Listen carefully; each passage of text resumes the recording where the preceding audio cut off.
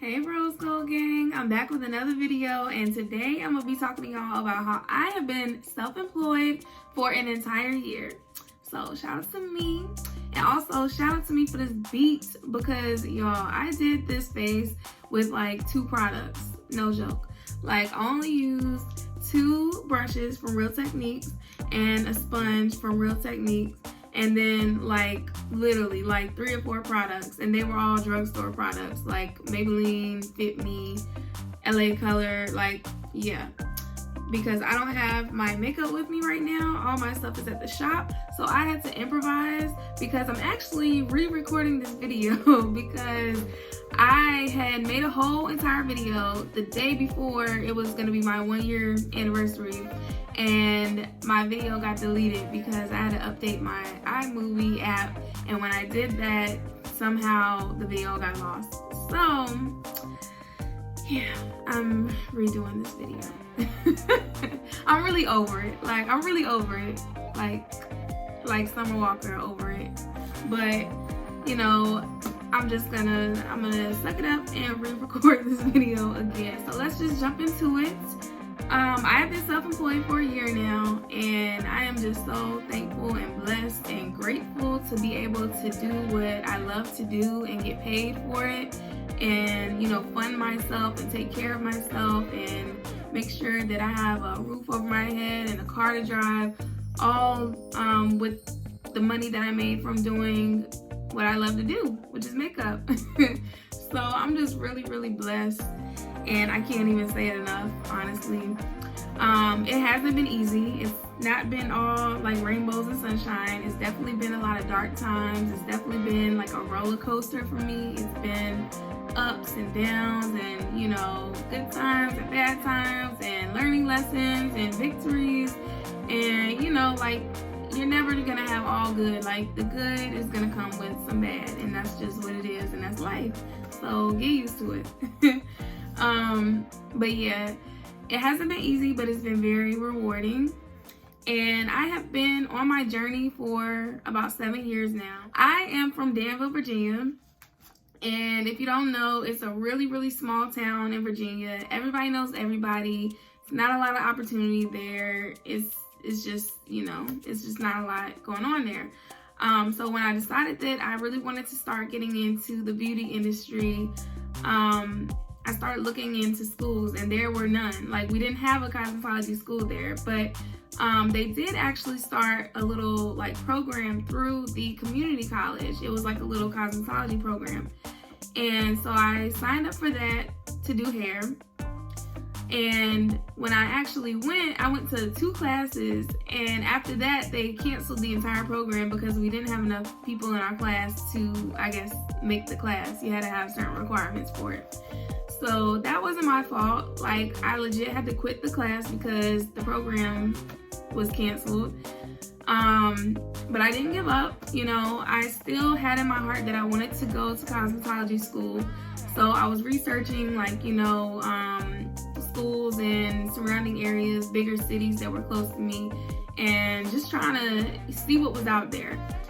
And I knew that this is something that I wanted to do. I had always been into beauty. I've always been artistic, always had a passion for, you know, the beauty industry, and I love doing hair. So I just knew that this was the path that I wanted to go down.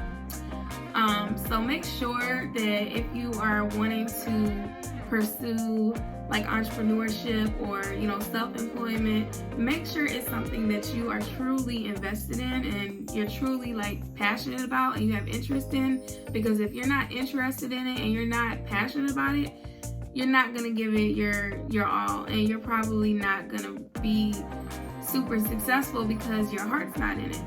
So just make sure you're doing it because it's what you want to do. So I moved to the 757 area, which is like the Virginia Beach, Norfolk area, and I decided to go to cosmetology school.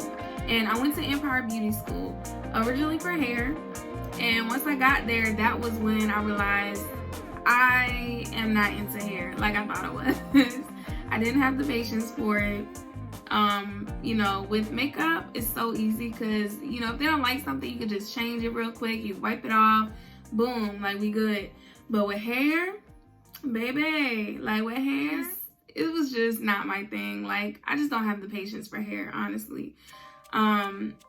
So yeah, but once I got to the cosmetology school, there were not really like a lot of people that did makeup. I was really one of the only ones that was into makeup in my school. And so my instructor, Miss Keisha, shout out to you if you're watching.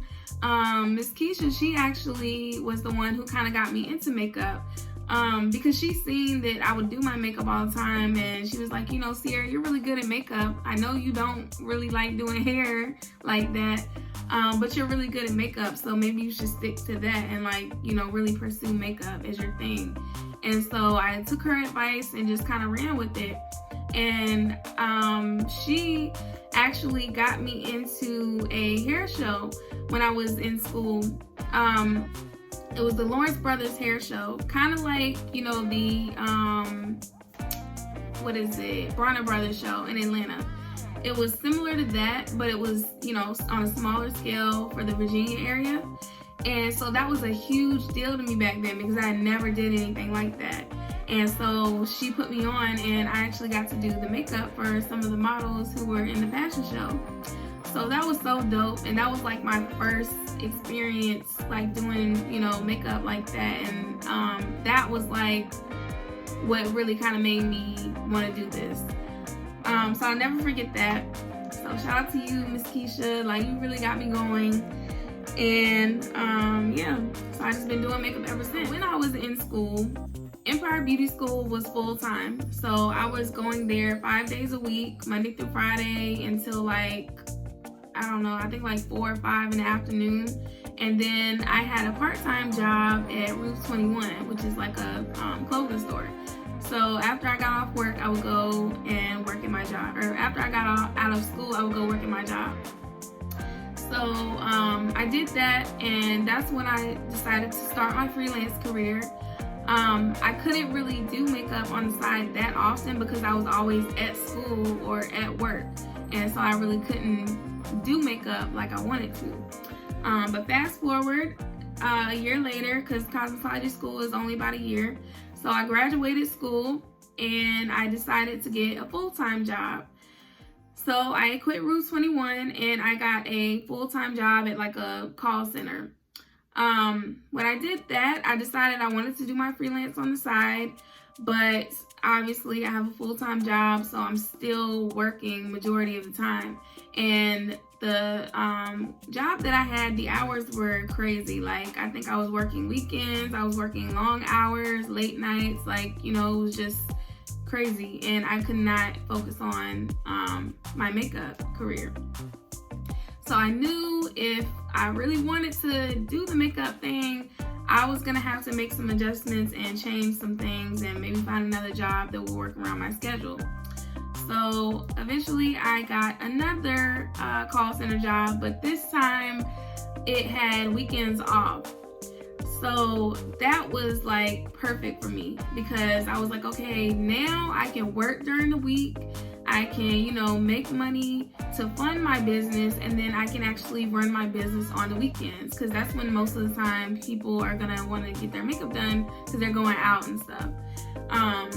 So that worked for a while, and I just kind of got to the point where, you know, like I was just getting comfortable almost because I had a decent job at that call center.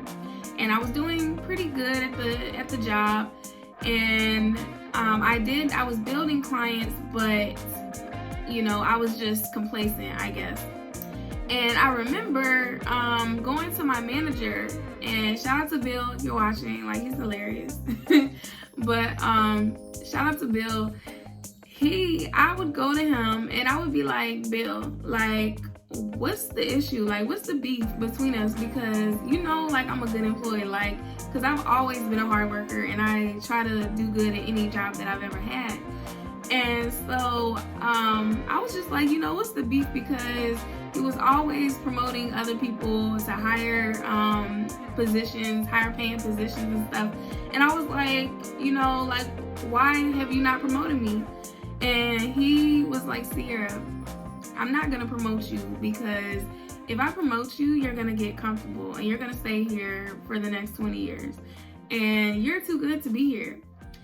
So when he said that, like, that really, like, clicked something off in my head, because I was like, yo, like, my own manager is telling me that I'm too good to work here. So that must mean something. Like, I cannot get comfortable. I can't stay here. And so that same day, I was like, something has to change. So I actually started looking for other jobs. So sorry, Bill, if you're watching, but I actually looked for other jobs because I was like, this just isn't it. I wanted to do my makeup thing, but I still was thinking more of, like, you know, this is not gonna pay my bills. Like, I still need a good paying job, and right now my clientele is not good enough to pay my bills. So I ended up getting another job. It was not a call center job, but it was still like an office type environment. However, it was still a lot more of an upgrade, I guess. I had a lot of flexibility. It was a little higher pay. Still had weekends off. It was just, you know, a better job. Also had a lot of freedom, and I was able to access the computers, and we were able to, like, really kind of just use the computers in our free time when we weren't working. So I definitely utilized all of those things. And I would work on my business while I was at work. Basically, I did that the whole entire time. I would be posting stuff on Instagram. I would be building my website. Every time I had a lunch break, every time I had just a small break or something, like, I would be on the computer building my website or working on my business. So I just remember feeling so stuck because, like, I just hated working there. And the job was not bad at all. The job was actually super easy and relaxed and laid back, and everybody was cool, and the environment was nice, and they had great benefits, everything. But I just knew that it wasn't for me. Like, I knew that I could not sit there and look at the same cubicle for the rest of my life. Like, that's not the type of life that I wanted to live. And it was crazy because I had a coworker, Brian, shout out to Brian if you're watching, and he sat right in front of me, and we would, like, plot every single day on how we were going to escape and get up out of there and do our own thing, because we both had our own businesses. Like, he was a graphic designer and a photographer, and he had a lot of stuff going on, and then, you know, I had my business. And so we were like, you know, we're just too creative to sit right here in this cubicle every day. Like, we can't do this no more, so we gotta go. And that's exactly what we did. And we left actually around the same time. Like, he left a couple days before me, like I think the week before me, and I left that next week. And we were like, no, like, we gotta go. And so I'm super proud of the both of us for doing that. And we both been taking off. He is self-employed now as well, and we're just both doing a thing, okay? So it's very, very possible, y'all. You just have to take that leap of faith. And I know it's discouraging and it's hard because you're like, you know, I got bills to pay. I can't just up and quit my job. I have kids, I have responsibilities, and I completely get that. Like, I get it. And, you know, you shouldn't just quit if you have responsibilities. You have to make sure that you have your clientele or your sales or, you know, whatever is built up enough to support you if you decide that you want to go full-time self-employed. So definitely, you know, take that leap of faith, but still be responsible when doing that, and make sure that you have a plan. So yeah. And if you see me looking down, I'm looking at my little handy dandy notebook because I want to make sure that I really cover some of this stuff for you guys. But yeah, like, I did freelance on the side the entire time that I was working those jobs. And when I was doing freelance, I was doing it out of my house. You know, I didn't have a shop or anything to work out of. It wasn't really professional, but you know, you just gotta start. You have to start with what you have until you can get to where you want to be. Once I decided to really take that first leap of faith, I was like, okay, so I need to find a salon to work in so that I can bring my clients there. First thing I thought of was to call my friend Neff, who I had met out here, and I did a hair show for her. And so I knew she had a really nice salon, so I called her up and I was just like, Neff, like, you know, I'm thinking about doing makeup full time. Do you have any booths available for rent, or, you know, how does this work? And she was like, yeah, like, you know, I would love to have you come check out the salon, see if you like it, and then we can work something out and go from there. So I was like, okay, cool, bet. She gave me a price, and I was like, okay, like, I think I can work with this, but I was still a little skeptical because, you know, like, I had always had full-time jobs. I was just still a little scared that I wasn't going to be able to do it by myself. So I was like, okay, well, maybe I should get a little part-time job doing makeup, and that can pay for my booth rental and stuff, just so I can make sure that I at least have the money to cover, you know, the booth rental and like the bare minimums or whatever. So that same week, no lie, like, I got a DM on Instagram, and it was from a makeup store asking me to come do an interview for a position at this new makeup store they were opening in the area. So I was like, look at God. Like, this is crazy. Like, I literally spoke that into existence and manifested that. And I, like, it was crazy. So I went in, did the interview, got the job, and boom, that's when I was like, okay, I'm really gonna take this leap of faith. And that's when I decided to leave. So yeah, fast forward, I left. I was working at the salon and the makeup store part-time. It was still getting to be a little too much because I was actually making money at the salon, and it was hard juggling the salon and still having to go to work at the makeup store because I was on a schedule there. So I still felt like I didn't have freedom because I was still having to do things, you know, the company's way. So I actually decided to quit the part-time job and do my thing at the shop. I put in my resignation email and everything. I was literally about to quit, and the owner of the store was like, you know, I really don't want you to leave. Like, what can we do so that you'll stay? So I was like, okay, well, you know, if I'm gonna stay, like, I need a little more pay. I need some more hours. Like, I need my schedule to be a little more adjustable. Like, this is just really not working for me right now. I also don't like some of the policies, the way that the manager is handling things. It wasn't for me at the time. So she was like, okay, well, this is what we can do for you. Give you more hours. And then eventually she moved me up to being the manager of the store. So I was like, you know, at the time I thought that that would be the best decision for me because I was getting management experience. I was getting, you know, more retail experience. I was still learning about makeup. I just felt at the time that it was going to be a good position for me.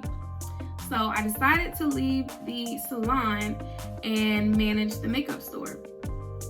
I did that for about 2 years. Yeah, about 2 years.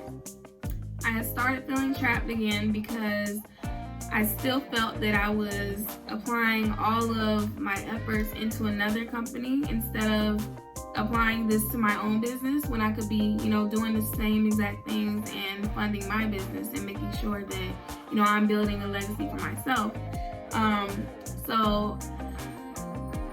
The company had actually decided to take a different route and open a school. And so that was just not really in my path. I do eventually see myself teaching, but not right now.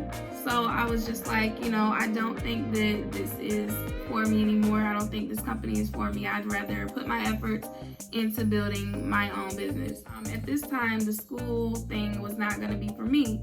So So again, you know, I let the owner know I don't think this is the path for me.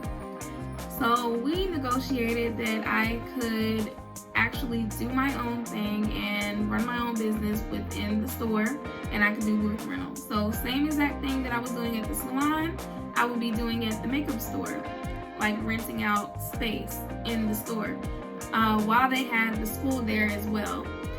And so we did that for a couple of months, and that was when I officially decided to go full-time, was in October.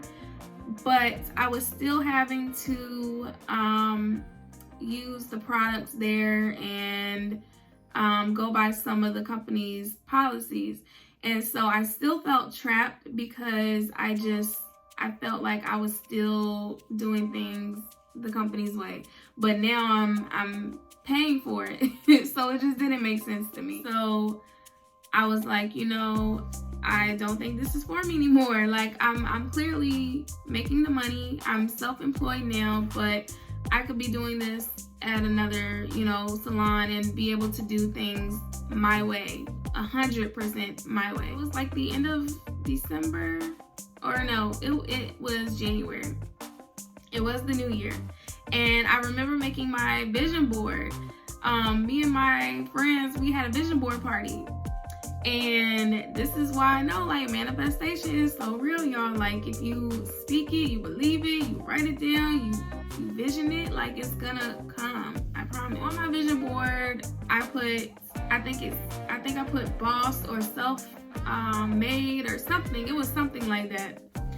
And I envisioned me being self-employed, running my own business, not depending on anybody, anyone. I had a 2-bedroom apartment. Well, I have my 2-bedroom apartment, what I'm sitting in now. And I didn't know where I was gonna go. I didn't have a backup plan yet. I didn't have a salon that I was gonna be working at yet. I just knew that I wanted to do my own thing, and I was tired of being trapped. So I'm gonna just trap out my bedroom, and then, you know, we gonna see what it do. So I left. That same day that I left, I decided to text one of my clients who had her own salon, and I just asked her, same like how I did before, and I was just like, you know, do you have any space for rent? What's your prices? Yada yada. And she was like, yeah, like, I would love to have you here. Like, you don't even have to worry about paying now. You can pay at the end of the month. Just come on and bring your stuff. The universe is always going to make a way for you, I promise. So, literally that same week, I got my stuff, my kit. I barely had a kit because I had been using most of the makeup from the makeup store that I was working at. So I really didn't even have a kit because my freelance kit had got burned in a fire a couple years ago. So that's a whole nother story. But, and I don't have, you can clearly see, I don't have good luck with fire. I moved all my stuff there and I just started. And when I tell you, like, my business has taken off since then, it's been amazing. Like, I am on my way to 6 figures. And I really can't even believe it. And it's only been a year. Like, so I know that by this time next year, I might even be going to 7 figures. So, you know, like, we just gonna speak that into existence right now, okay? So I promise y'all, if you are thinking about self-employment, do it. You know, obviously make sure that you have a plan and a backup plan. And if you have kids and bills and, you know, responsibilities, make sure that you are taking care of home first before you decide to take that leap of faith. But if you feel confident that you can take that leap of faith, go for it. Because I promise you, it is going to be so worth it and so rewarding. I can never go back to a 9-to-5 at this point. I promise you, I cannot. Like, the freedom that I have now is just, like, amazing. And the fact that I'm literally living my dream and getting paid to do what I want to do and making way more money than I have ever made at any of my jobs is, like, just mind-blowing to me. Like, when you own your own business, the possibilities are unlimited. when you're with a job, you know, that you're just getting an hourly paycheck, it's only but so much money that you're probably going to be able to make, honestly. So don't limit yourself.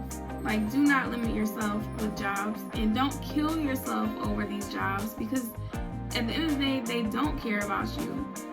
They don't care about your well-being. They don't care about your mental health. They don't care about your kids. They don't care about your home. They don't care about none of that. All they care about is you making them some money. And that's just what it is. And that's, I mean, you can't take it personal. So don't kill yourself over these jobs. And just do what you gotta do so you can get to where you wanna be. Like, you gotta go through the struggle. You gotta go through the motions. You gotta go through it to get to it. Like, it's levels to this, okay? I went through it. I had to go through tons of jobs that I did not want to work. But I've always put my all into any job that I've ever did, and I have always taken something from each job that I've worked, whether it was customer service or sales or, you know, just anything that you can learn from jobs, working with people, social skills, like all types of things that you can take from each of your jobs to apply that to your own business. So don't ever take anything that you ever go through for granted, because everything that you go through in life is like a piece of a puzzle to connect you to something else. It's going to get you to somewhere else in your life, whether it be good or bad. So you do have to make conscious choices, but just know that it is definitely possible for you to live your best life and do what you want to do and be successful and get paid for it. So I really hope that, you know, this video was helpful to you guys, or at least motivating or inspiring to somebody, because it's possible to do what you love. You just gotta keep a good, strong mindset. It's not going to be easy. You have to be consistent. I told y'all that's my motto. Like, I would not be where I'm at today if I wasn't consistent, because I wanted to give up several times. It's been extremely hard. It's like a roller coaster. I've had so many ups and downs, but you know, that's life, and you have to go through it so that you can actually appreciate the good times, and so that you can learn from those, you know, the bad times, so you can learn what not to do next time. And yeah, so it's never gonna be smooth sailing. You're gonna go through a lot. You're gonna have failures, but you can't look at them as failures. You have to look at them as lessons and learn from them. And that's just how I try to look at everything, honestly. But I hope that this video helped you, and I will see y'all on the next one.